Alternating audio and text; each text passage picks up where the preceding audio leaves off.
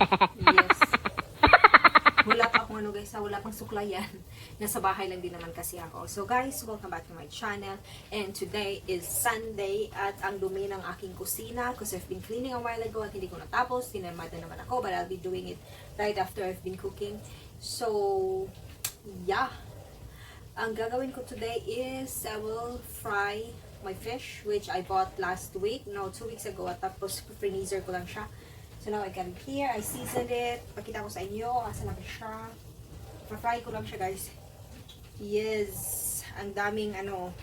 Asin at pepper at ito. Garlic. Kasi gusto ko din talaga yung maraming garlic guys. So yan ang papainit pa ako ng mantika. So yun yung ate yung haggard ko. So guys, yesterday I was also off and today I'm also off. So naligo ako guys pero hindi lang ako nag-ayos sa sarili ko. Yun. Yeah, medyo mainit na yung mantika natin guys. So I'll have to put it there. Gusto ko talaga yung isda. Talaga nagkikwave ako ng isda. Ano ba? Yes, at tatalansik ito. Yung medyo maingay, it's the dishwasher. So lagay na natin. Diyos ko. Hinaan na natin. Yung mga lagsig-lagsig talaga guys.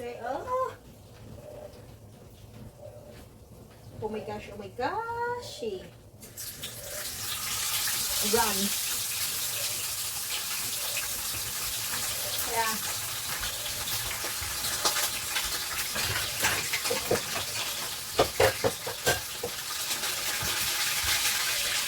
Lagyan natin ito. Para hindi na sabing tumagsik. Yes. Luto na yung fish ko guys. Nahiwa yung tail. So yan ang aking food. Sausawan there. Yan. So there. Naluto na siya guys. Yung pinakita ko sa inyo kanina na niluluto ko. And it's called sea bass na isda. And finay ko lang siya. And I think nasubraan ko siya ng pagka-fry. Pero, you know, it's still gonna be tasting good. Nakakainis because I thought I have rice. Pero wala na pala akong rice guys. So, I'll have to eat it without rice. So this one.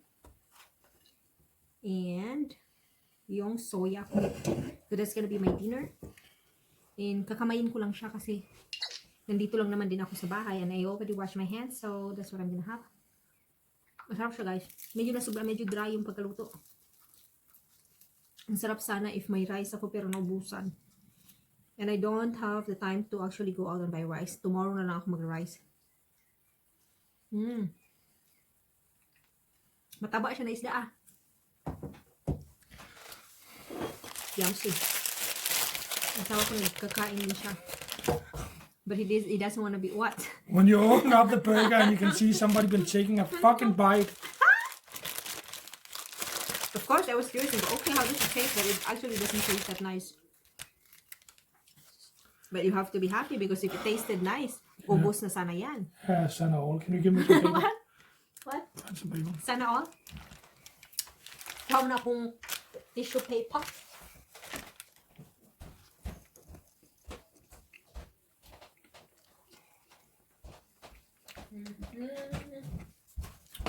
Sana all.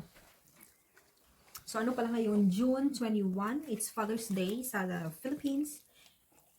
And birthday ng sister ko.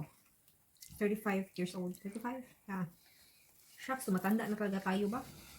And next month, magiging 33 years old na din ako. Sarap sana nito pag may rice.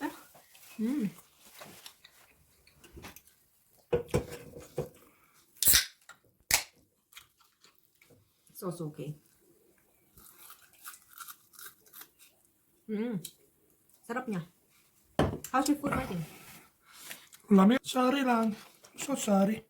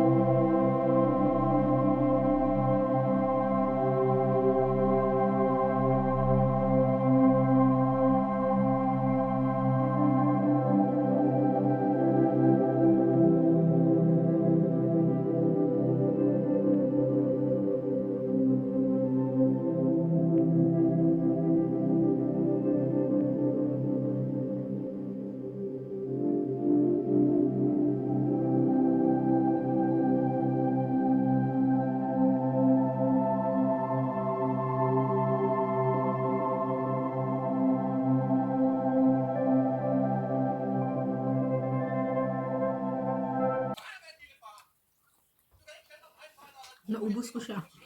See? Sarap niya, guys. So, yun yung aking dinner for tonight. Ubos na ubos yung isda na akala ko ay may matitira pa for tomorrow, pero wala na. At nabusog din ako kahit walang rice kasi isang malaking isda din yun. So guys, thank you so much. Thank you so much for watching. Enjoy the rest of your evening. At sana we keep supporting each other. So yun, bye-bye.